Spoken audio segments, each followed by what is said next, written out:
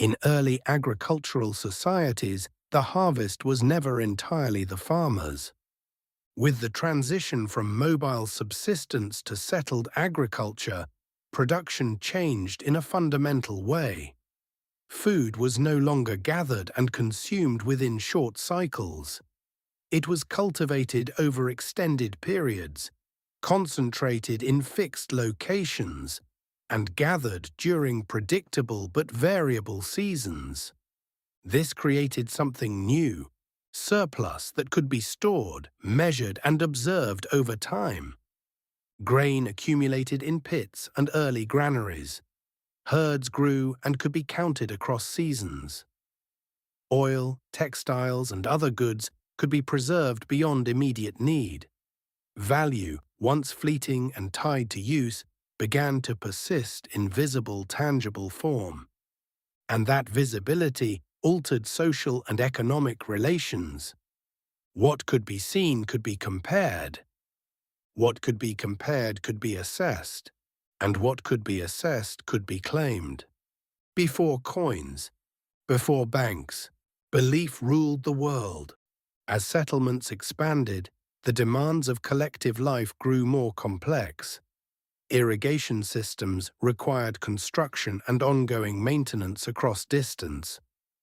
Water channels demanded regular clearing and coordination among households. Storage facilities had to be built and protected against spoilage, theft, and environmental risk. Disputes multiplied over land, over water, over access. These could no longer be resolved through informal means at scale.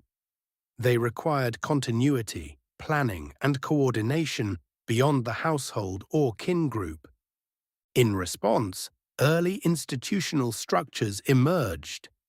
In many regions, these formed around temples or palace authorities, not as distant governments, but as organizing centers where resources were gathered, labor directed, and decisions affecting the wider community were made.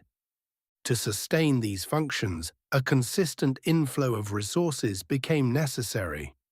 It is here that the earliest forms of systematic taxation took shape, not as payments in abstract currency, not as percentages calculated in money, but as direct claims on production itself.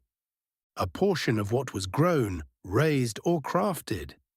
The obligation was concrete and tied to output. Grain, livestock, oil, textiles, labor service. Farmers and producers delivered these at designated times, often aligned with the agricultural calendar. The process was routine, repeated, expected. In southern Mesopotamia, these practices became increasingly formalized.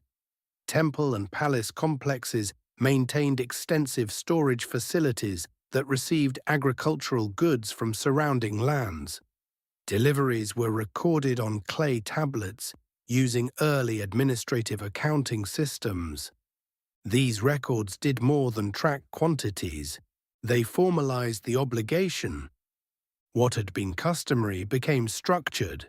What was structured became repeatable, and what was repeatable became enforceable.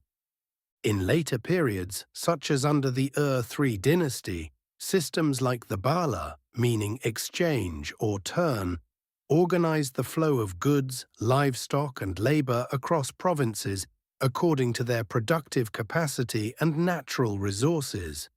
One province might contribute grain from fertile plains, while another supplied livestock from pastures or materials such as reed and wood.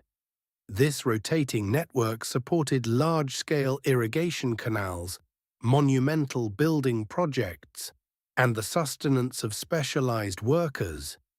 It functioned as a coordinated redistribution mechanism that linked disparate regions into a single administrative framework. These mechanisms supported a deeper reorganization of labor. Not everyone needed to produce food directly. Some could specialize in construction, administration, religious roles, defense, or logistics tied to storage and transport. Their sustenance came from redistributed surplus. This marked a shift from subsistence to system. To maintain this system, standardization became essential. Measures of volume and weight had to remain consistent. Containers required calibration. Units of account needed recognition beyond local contexts. In some regions, standard measures became closely tied to administrative authority, reinforcing control over how value itself was defined and recorded. Without uniformity, each obligation would become a negotiation. With it, expectation became predictable, and predictability allowed planning. Large-scale projects, canals, storage systems, monumental structures became possible because resources could be anticipated well in advance. Seasonal labor could be organized not only around production, but around coordinated activity directed by institutional priorities. But this predictability carried tension. Production was no longer directed only toward household needs or local exchange. A portion was consistently diverted outward toward fulfilling institutional claims. A separation emerged between those who produced and those who controlled distribution.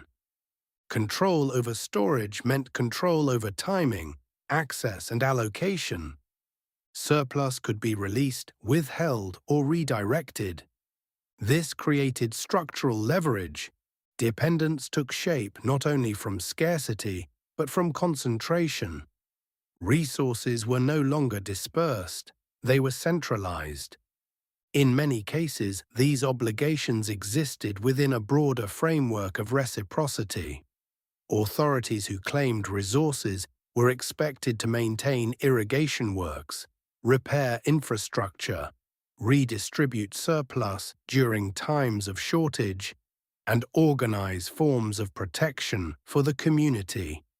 The bala itself often circulated goods back into the provinces to support public works and labor. This exchange helped stabilize the system. But the balance was never fixed. Agricultural output remained inherently variable. Flood levels, rainfall patterns, soil conditions, pests. These could sharply alter yields from one season to the next. When obligations remained constant through poor seasons, the burden intensified. A fixed share of a smaller harvest is heavier. Some systems adapted with flexibility. Collections were reduced, deliveries delayed, redistribution increased. Others remained rigid, and strain accumulated. Over generations, what began as customary practice became structured obligation. Early legal and administrative frameworks defined not only what was owed, but how contributions would be assessed, collected, and enforced. Land became tied to this system. The right to cultivate was often inseparable from the responsibility to contribute a share of output. Taxation, in this early form, established a lasting precedent. It showed that value could be systematically extracted from production, coordinated across populations, and redirected according to institutional priorities. Without coins, without abstract money, it relied instead on visibility, on measurement, on recording, and on accepted obligation. Long before coins standardized exchange, these systems had already transformed production into participation, not through trade, but through structure. The harvest was no longer only the result of labor. It had become a point of entry into a system of claim and redistribution.